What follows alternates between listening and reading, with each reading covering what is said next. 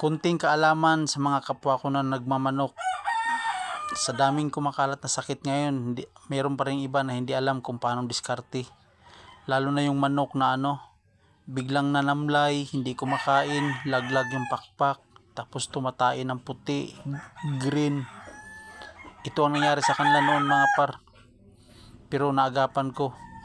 Ang ginawa ko, sulfar lang pinapainom ko sa kanila. Kinuta ko sa tubig, tapos sinay-rinse ko para makainom talaga sila.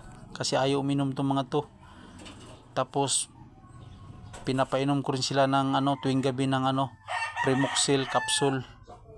Tapos ayaw kumain mga par, kaya ang ginawa ko, Integra 2 o 1 plus, binasa ko mga par. Tapos sinaluan ko ng sulfar. Yan mga par. Yan sila. Nagkakasakit, nagkakabulutong, mag-aalalamunan, tamlay, hindi ko makain. Kaya ginawa ko, Integra 2, tapos sinaluan ko ng sulfar, tapos binasa ko, sinubo ko sa kanila mga par. Ito lang to sa mga nagmamanok na hindi abot ng 10 para kayanin para natin mabuhi ang ating alaga.